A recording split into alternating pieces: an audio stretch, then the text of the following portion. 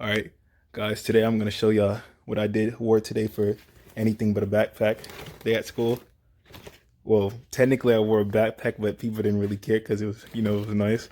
At the end of the video, I'm gonna show y'all what it looks like, but right now I'm about to show y'all how I made it.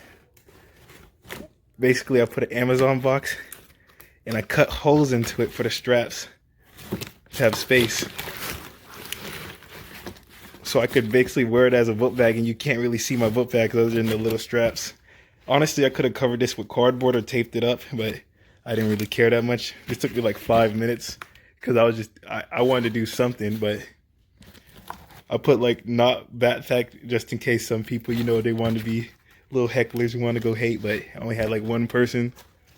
Oh, damn my details, but I really want to show this. I don't know if anyone else has done anything like this, but all right, now I'm about to show y'all what it looks like. All right, this is how it looks like when it's put on. It's a hassle to get on, but as you can see, it looks nice.